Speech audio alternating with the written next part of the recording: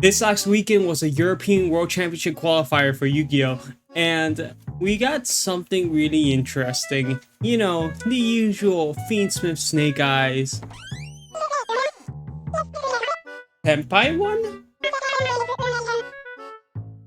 Okay, I guess Tenpai won. Today, we're going to be taking a look at all the weird stuff that happened in the European World Championship Qualifier this weekend. Let's go! So this weekend, there were 3 separate streams for the EUWCQ, one being the playoffs. Realistically, it was a very solid stream. Nothing really weird happened, though there was one thing that just kept, like, boggling in my mind. It's this. So anytime a match was won, they would interview the player in this, like, office. You're like, wow, this is, like, a really good looking office. Oh my god, it looks really good. Like, this looks really solid. But then the more you start looking at it, the more off it feels. But then you realize, behind the camera right here, so it seems like this might be just like a print on the wall. Like, they just took a picture of an office or something like that. Then maybe might have added a few things that weren't originally there, because some of the things look a bit off, like the blue eyes there, which is I'm not sure what that blue eyes is from, but it feels very like 3D model-ish. But if it actually is an actual like figure, then oh my god, please make more of those, because unironically that would be really cool to have. But but still, it's so weird. It's so off to think about. Oh yeah, they just like used an entire banner and it's just like a print. It's just a PNG. Like, that's what it is.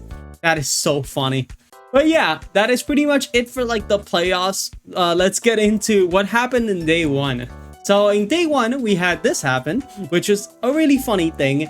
The card highlight outside. I'm not sure if this is like a desktop background. I think it is a desktop background. It just flashed for like a minute, maybe. It was like a minute that it showed up. Then like it was gone. But I wonder what it was. It looks like a wallpaper. It looks like a desktop wallpaper. But yeah, that's in day one there wasn't much that happened, but we did get a really cool feature match of Joshua Smith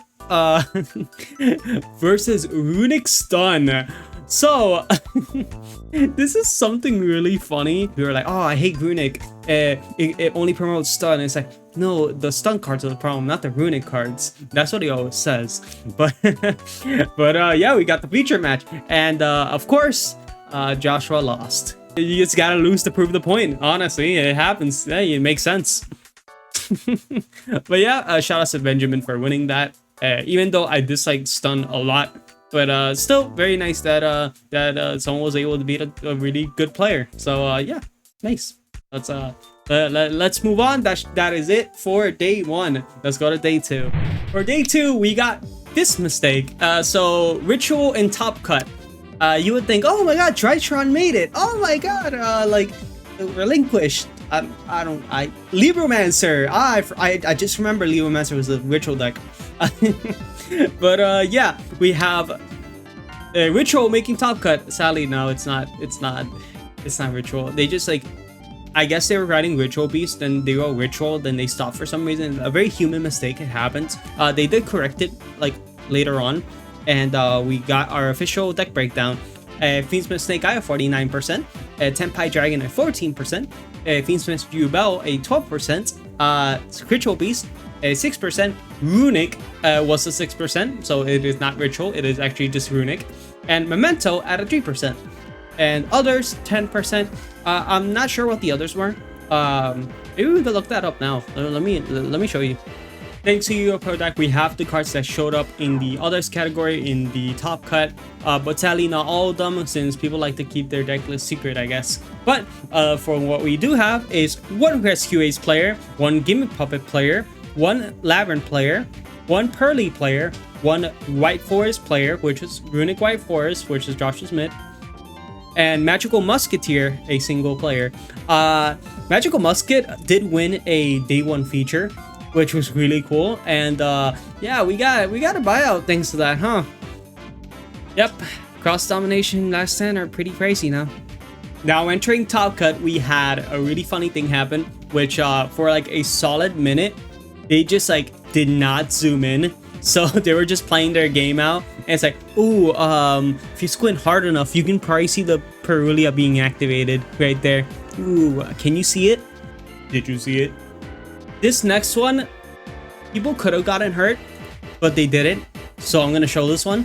But this one was kind of wild. A fuse box exploded during a feature match in this game. Here we're gonna summon Oh wow, we have an incident in the hall here. Wow, I think this might have been the electricity that has been going off. Wow. I love that they start clapping. They just start clapping. It's like, you can tell this is Europe. Because, you know, if that was America, everybody would be like, oh my god! IP Masquerade just kind of hit the board a bit too hard. Here we're gonna summon Why was it on the summon of Masquerena? I love that so much. Okay, this one is probably the highlight of this entire weekend. I just wrote, God, I love Yu-Gi-Oh! Kariaki? Okay, Kariaki, that was good, okay. Like, but okay, you still got follow up because you're able to like place the big snake eyes. Happy Feather.